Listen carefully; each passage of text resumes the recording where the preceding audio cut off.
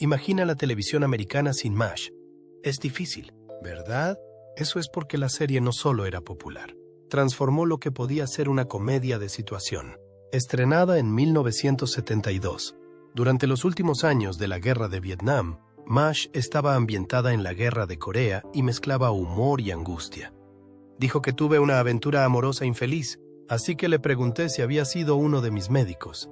Me dijo que no, que había sido tu cura. Sus estrafalarios personajes exploraban el absurdo de la guerra y la resistencia del espíritu humano. Rápidamente se convirtió en uno de los favoritos de los fans. Pero entre bastidores, la serie evolucionaba constantemente. A medida que profundizaba en el comentario social y en la complejidad de los personajes, las tensiones aumentaban. Varias estrellas muy queridas han tomado la difícil decisión de marcharse. Sus salidas fueron personales, profesionales o se debieron a conflictos creativos. Las razones pueden sorprenderle. Veamos qué ocurrió realmente. Una historia de guerra contada con el corazón. Hay mucho que desentrañar en este caso. Pero antes de entrar en materia, rebobinemos el reloj y veamos cómo cobró vida esta serie legendaria. Como muchas otras series de televisión impecables, la historia de MASH no empieza en la televisión, sino en un libro. En 1968, el Dr. Richard Hooker, seudónimo del cirujano de la Guerra de Corea H. Richard Hornberger, publicó MASH, una novela sobre 3 médicos del ejército. La novela era un relato ficticio de su época como médico de un hospital quirúrgico móvil del ejército durante la Guerra de Corea. Y gracias a su mezcla de humor negro con momentos de calidez humana y amarga realidad, el libro pronto se convirtió en un éxito de ventas, llamando la atención de Hollywood en el proceso. 2 años después de la publicación del libro, el director Robert Altman adaptó la novela en la película MASH, una comedia negra satírica irreverente y aleccionadora a la vez. La película, protagonizada por Donald Sutherland en el papel de Hawkeye Pierce y Elliot Gould como Trapper John, caló hondo en el público, especialmente cuando la Guerra de Vietnam se cernía sobre la conciencia estadounidense. La película pronto se convirtió en un éxito comercial y de crítica, y ganó la Palma de Oro en Cannes y el Oscar al mejor guión. Pero la verdadera explosión cultural se produjo 2 años después, cuando la CBS adaptó el concepto a un programa de televisión semanal desarrollado por Larry Gelbart y Gene Reynolds. La versión televisiva de MASH se estrenó el 17 de septiembre de 1972 y mantuvo el ambiente bélico y el humor excéntrico, pero introdujo un estilo más serializado y centrado en los personajes que permitía una narración más profunda y emotiva. Alan Alda se metió en el papel de Hawkeye Pierce y se convirtió rápidamente en el corazón de la serie, aunque la primera temporada tuvo problemas de audiencia, hasta el punto de que estuvo a punto de cancelarse. La CBS se arriesgó y la trasladó a los sábados por la noche. Con este cambio, los índices de audiencia se dispararon, al igual que el impacto cultural de la serie. Para muchos, la serie también rompió moldes. Fue la primera de su género en Hollywood, experimentando con el formato, utilizando imágenes de guerras reales, e incluso fue una de las primeras comedias americanas en presentar regularmente el sonido de helicópteros en lugar de una pista de risas. Alan Alda, que interpretaba a Ojo de Halcón, se convirtió más tarde en director, guionista y fuerza creativa de la serie, impulsando un mayor realismo y complejidad emocional. Pero a medida que MASH maduraba, también lo hacían sus personajes. Y digamos que no todos los actores estaban de acuerdo con la nueva dirección. Algunos sentían que sus papeles se reducían o se convertían en caricaturas. Otros se enfrentaron a problemas personales o sintieron la necesidad de explorar otros caminos creativos. En general, a lo largo de sus 11 temporadas, MASH experimentó numerosos cambios de reparto. Pero a pesar de todo, se mantuvo anclada en una misión singular: mostrar el coste de la guerra a través de la compasión, el ingenio y los inquebrantables lazos humanos. Con esto en mente, pasemos directamente a la primera gran salida de la serie. Un actor cuya marcha fue tan inesperada que los guionistas decidieron matar a su personaje en un momento que conmocionó a la nación. McLean Stevenson. Si preguntamos a los fans de MASH qué momento les impactó más, lo más probable es que señalen la escena final de la tercera temporada. Abyssinia, Henry. Fue solo una línea, transmitida silenciosamente por radar, pero lo cambió todo. el avión del teniente coronel Henry Blake fue derribado sobre el mar de Japón. No hubo supervivientes. Ese momento fue revolucionario, no solo porque conmocionó al público, sino porque marcó la primera salida importante de un miembro fundamental del reparto de MASH, McLean Stevenson. McLean había sido una parte vital de MASH desde el principio. Como afable y a menudo confuso oficial al mando del Quadrantilo 77O, su personaje, el coronel Henry Blake, era el complemento perfecto para la locura de la guerra, donde Ojo de Halcón y Trampero aportaban rebeldía e ingenio. Henry Blake aportaba humanidad, a veces agotado, a veces despistado, pero siempre bien intencionado. En las primeras temporadas, la actuación de McLean le valió elogios generalizados y un Globo de Oro. Era divertido, simpático y muy querido por los fans, pero detrás de las cámaras, las cosas no eran tan armoniosas. Según entrevistas y memorias del reparto y los guionistas, McLean se sentía cada vez más frustrado con su papel. Aunque la serie empezó como una comedia de conjunto, pronto empezó a girar en torno al personaje de Alan Alda, Ojo de Halcón. Y a medida que Alda se implicaba más en la escritura y dirección de la serie, su personaje adquiría un mayor peso emocional y narrativo. McLean, mientras tanto, se sentía marginado. Tan marginado que incluso una vez dijo a la revista People en 1975, «Quiero ser el número uno, quiero ser el tipo que lleva el espectáculo». Pero aunque suene egoísta, en realidad no se trataba del ego de McLean. McLean soñaba con convertirse en una estrella. Tenía grandes ambiciones. Pero si algo hay que saber de Hollywood, es que suele ser muy fácil que un actor caiga en un papel estereotipado. Y para McLean, estaba cayendo en este pozo con el que no quería tener nada que ver. Vio lo poderosa que podía ser la televisión y creyó que tenía el carisma y el talento para presentar un programa propio. Quería buscar oportunidades en las que no fuera siempre el segundo o el tercer plátano. Quería ser el primero. Así que al final de la tercera temporada, McLean se acercó a los productores y les dijo que no volvería. Aquí es donde las cosas cambian.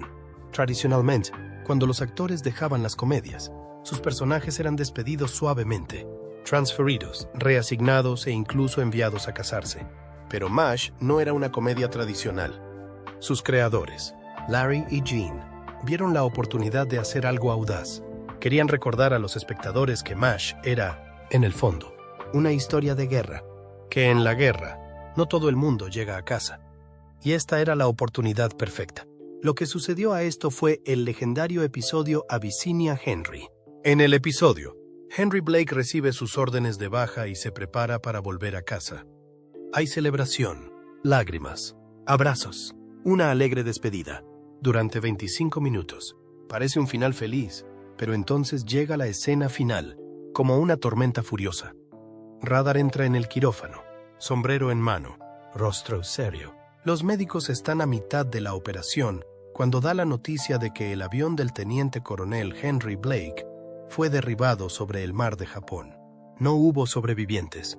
Lo que siguió fue un intenso silencio que pudo oírse en toda América. Ni música dramática, ni risas, ni ruidos de helicóptero, solo caras atónitas y el pitido del equipo quirúrgico. Esa escena cambió la historia de la televisión. Fue una de las primeras veces que un personaje querido de una comedia de situación moría de forma permanente y sin previo aviso. Las crudas reacciones del reparto fueron en parte reales, ya que solo unos pocos conocían el final de antemano. Alda reveló más tarde que Gary Berghoff, que interpreta a Radar, fue el único actor al que se le avisó con antelación para que pudiera prepararse. El resto del reparto reaccionaba genuinamente en esa toma final. Nada más emitirse, el episodio generó una respuesta inmediata e intensa. La CBS recibió miles de cartas, muchas elogiando la honestidad del programa, otras enfadadas por la repentina desaparición de un personaje tan querido. Algunos incluso acusaron a los productores de ir demasiado lejos, pero Larry defendió la decisión diciendo: «Queríamos decir que no todo el mundo se va a casa, y que lo hicieron». Pero ¿qué le ocurrió a McLean tras su marcha? Digamos que las cosas no fueron tan de color de rosa como probablemente imaginaba. Por supuesto, las cosas fueron bastante bien al principio. Firmó un lucrativo contrato con la NBC, ansioso por emprender su propio camino. Luego pasó a protagonizar The McLean Stevenson Show, una comedia familiar basada en su afable encanto. Parecía estar trazando su propio camino, y haciéndose un nombre en la industria. Pero duró poco. Su programa fue cancelado tras una sola temporada y un segundo intento. Con el programa Hello, Larry, fue aún peor. A pesar de las grandes esperanzas y la intensa promoción, el programa fue criticado y se convirtió en un chiste en los últimos años.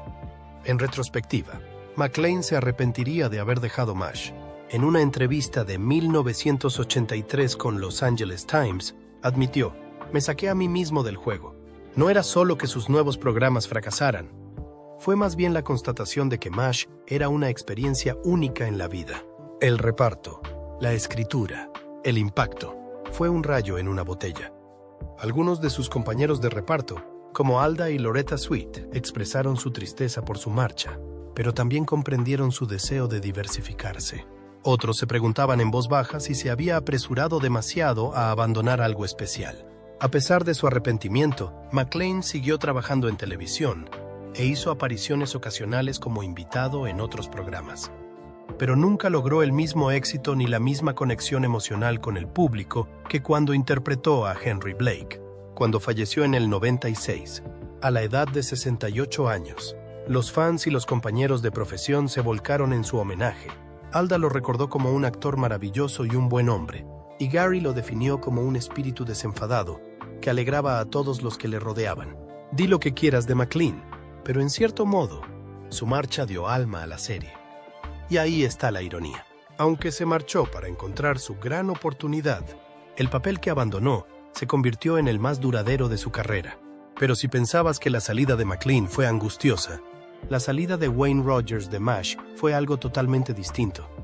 Tranquilo, complicado y lleno de drama entre bastidores. Wayne Rogers, mientras McLean tuvo un episodio de despedida, un adiós entre lágrimas y un momento que pasó a la historia de la televisión. Wayne Rogers simplemente desapareció. Lo vimos en un episodio y al siguiente ya no estaba. Sin despedida, sin explicación y ciertamente sin cierre. ¿Por qué? ¿Te preguntarás? Digamos que las cosas no siempre son tan de color de rosa en el set como pueden parecer en cámara. Para entender lo que pasó, tenemos que volver al principio. Wayne Rogers interpretaba al trampero John McIntyre, la mitad del dúo cómico original que definió las primeras temporadas de MASH. Él y el Hawkeye Pierce de Alda eran la vida de los 4077. La química entre el dúo era magnética y al público le encantaba, especialmente cuando decidían incluir sus bromas rápidas, sus travesuras y su amistad inquebrantable. Era como ver una versión bélica de La extraña pareja, aunque con chistes de bisturíes. Pero detrás de las risas, la tensión se estaba gestando en secreto. Resulta que Wayne había firmado para MASH con la impresión de que sería una verdadera serie de conjunto, con el mismo tiempo en pantalla para el elenco principal. Pero a medida que la serie evolucionaba, gran parte del protagonismo empezó a recaer en el personaje de Alda. Pronto quedó claro que Ojo de Halcón se convirtió en algo más que un simple coprotagonista. Ahora era el centro moral de la serie, el ancla emocional. Y poco después de que Alda, que era un guionista y director dotado, empezara a contribuir en gran medida a la dirección creativa de la serie, las cosas empezaron a cambiar. Al principio, a Wayne no le importaba el éxito de Alda. Al contrario, se dice que eran muy amigos fuera del plató.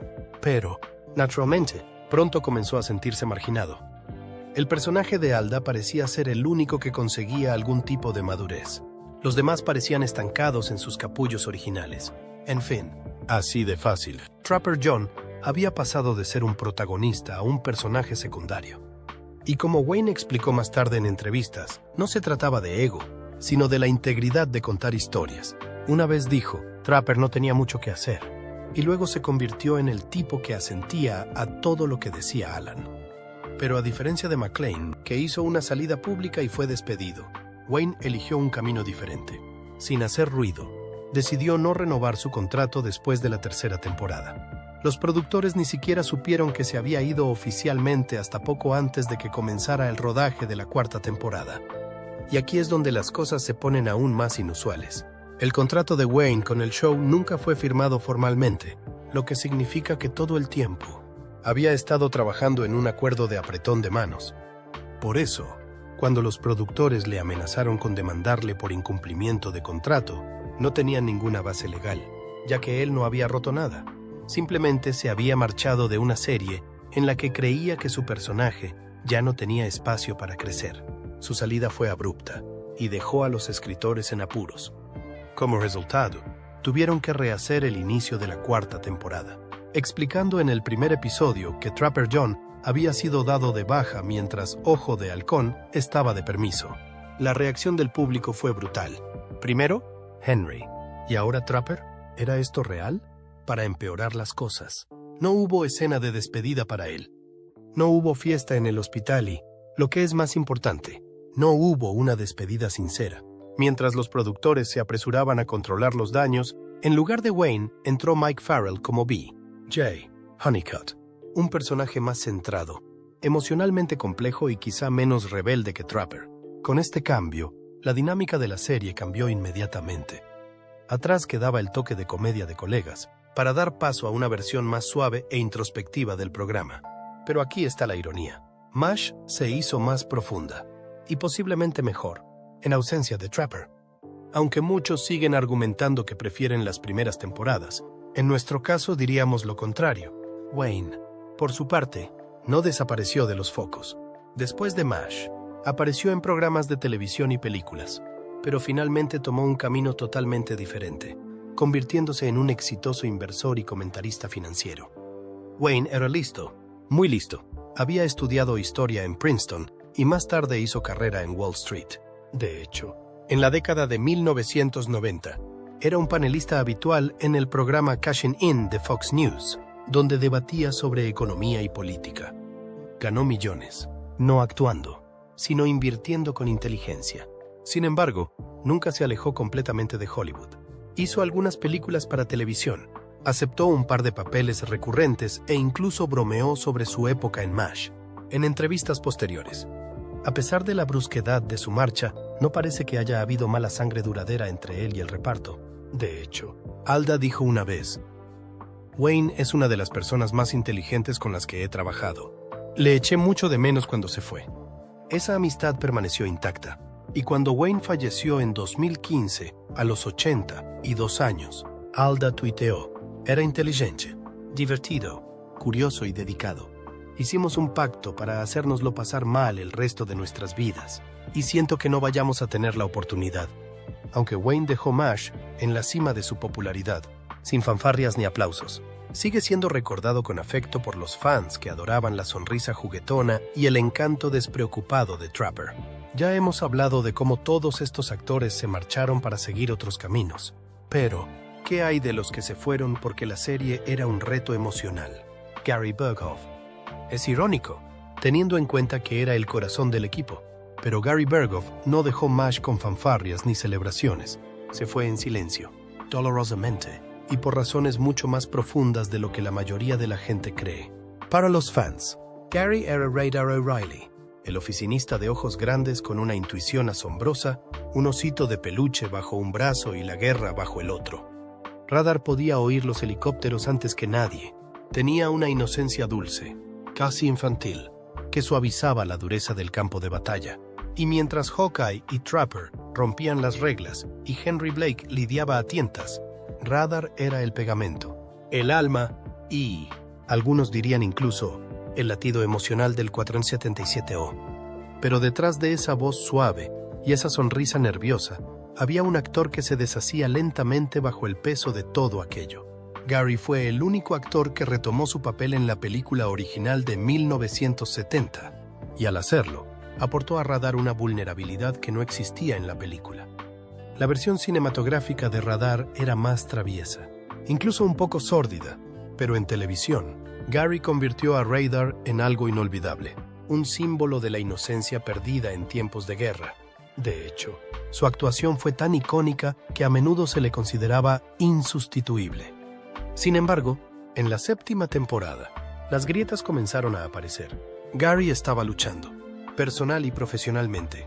El agotador calendario de producción de MASH, combinado con su propio perfeccionismo, comenzó a desgastarlo.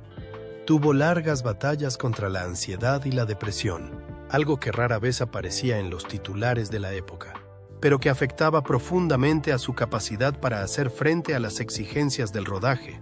Luego estaba el dolor de estar lejos de su familia. A finales de los 70, Gary estaba casado y tenía una hija pequeña, pero las largas horas de rodaje le obligaban a estar constantemente fuera de casa, e incluso admitió más tarde que perderse los primeros años de su hija se sentía como un error del que nunca dejé de arrepentirme. En una entrevista de 2018, el coprotagonista Mike Farrell recordó: Gary tenía problemas emocionales. Siempre sintió que no recibía la atención o el aprecio que merecía, pero creo que subestimó lo mucho que todos le respetábamos. También hubo disputas contractuales derivadas del hecho de que Gary quería un mejor salario, más flexibilidad y menos tiempo en pantalla para poder gestionar su vida personal. Los productores, conscientes de la importancia de Radar en la serie, intentaron adaptarse a él lo mejor que pudieron. En un momento dado, incluso le concedieron más tiempo libre y menos apariciones por temporada. Pero no fue suficiente para él. Emocionalmente, estaba acabado. Y así, en la temporada 8, tomó la difícil decisión de dejar MASH para siempre. Pero esta vez, a diferencia de Wayne, la serie no lo dejó escapar en silencio. Radar tuvo un episodio de despedida en 2 partes titulado Goodbye, Radar, uno de los argumentos más desgarradores de la serie. En él, Radar regresa de su permiso y descubre que el 4077 se está desmoronando en su ausencia. Al principio, intenta arreglarlo todo, como siempre, pero al final se da cuenta de que es hora de seguir adelante. Su madre le necesita en casa, su granja comunitaria está en problemas. Y, tal vez, Radar haya madurado por fin. La escena final del episodio es casi silenciosa. Solo Radar, alejándose, silueteado contra el cielo coreano. Su osito de peluche abandonado en la litera de Hawkeye. Ese momento fue tan emotivo como conmovedor, y dijo todo lo que el programa no podía expresar con palabras. Y el público sintió esa pérdida porque verlo partir fue como decir adiós a nuestra propia inocencia. Después de MASH, Gary se tomó un largo descanso de la actuación. Hizo algunas apariciones, incluyendo un corto spin-off llamado Walter, donde Radar se convierte en un policía novato, pero no terminó de despegar. Con el tiempo, decidió alejarse de Hollywood y dedicarse a la pintura, la conservación de la naturaleza y la invención. Sí, has oído bien, inventor. Poseía varias patentes, incluida la de un sistema de aparejos de pesca. Su amor por la naturaleza pronto se convirtió en un refugio y una forma de curarse de las presiones de la fama y del desgaste emocional que le había causado MASH. Gary explicaría más tarde que lo dejó por 2 razones: mi familia y el agotamiento. Quería recoger los pedazos de mi vida. ¿Y quién podría culparlo?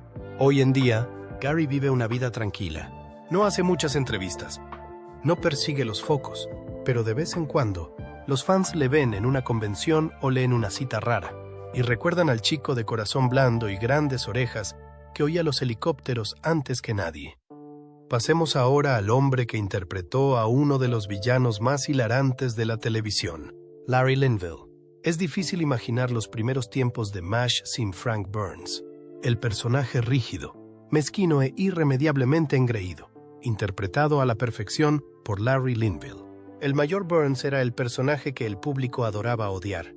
Su obsesión aduladora por las normas, su romance secreto con la mayor Julian y su profundo complejo de inferioridad lo convirtieron en el complemento cómico perfecto para Ojo de Halcón y Trampero. Pero a medida que la serie maduraba, la villanía monótona de Frank empezó a destacar, y no en el buen sentido.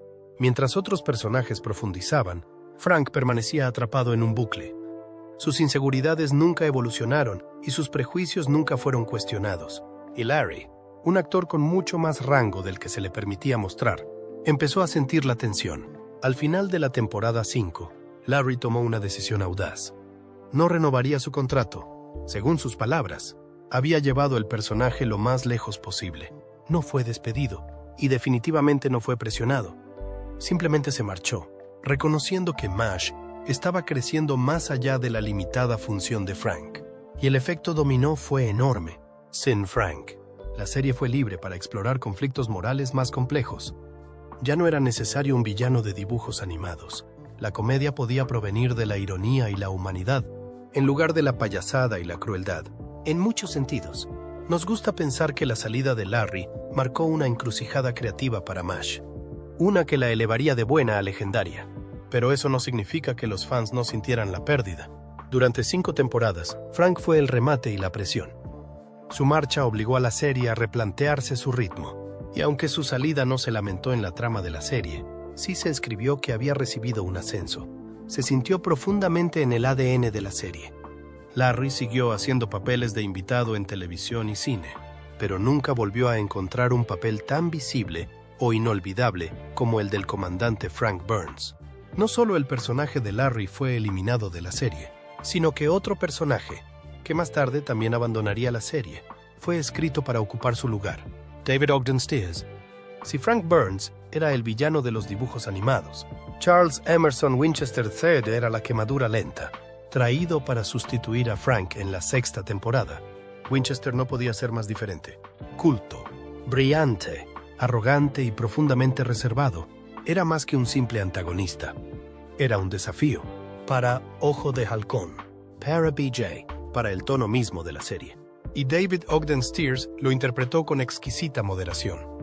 Al principio, Winchester parecía pomposo e insufrible, pero con el tiempo empezaron a aparecer grietas. No era despiadado, solo reservado, y definitivamente no era cruel. Quizá un poco orgulloso. Debajo de las capas de ópera y vino había un hombre que se enfrentaba a la brutal realidad de la guerra, paciencia a paciencia. A diferencia de Larry o de los otros, David no se fue a mitad de la serie.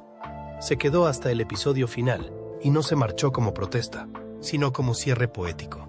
Su escena final, enseñando a los prisioneros de guerra chinos a tocar Mozart, es uno de los momentos más hermosos de la historia de la televisión. Y ese era el poder de Winchester. No estaba allí para caer bien.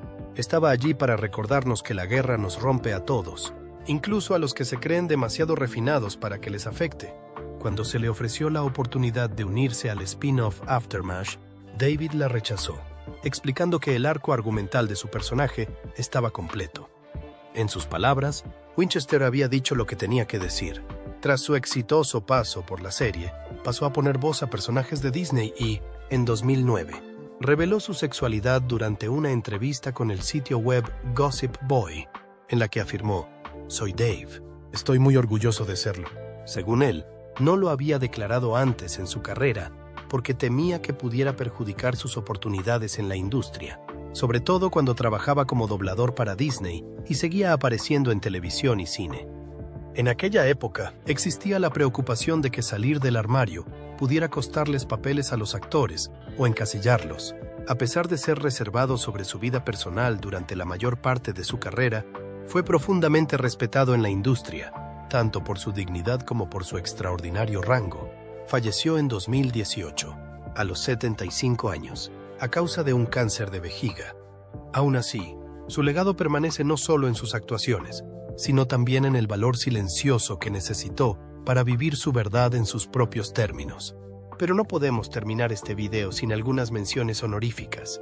Aunque las mujeres de esta serie solían interpretar personajes secundarios y de fondo, sus papeles fueron fundamentales para el desarrollo del tono de la serie.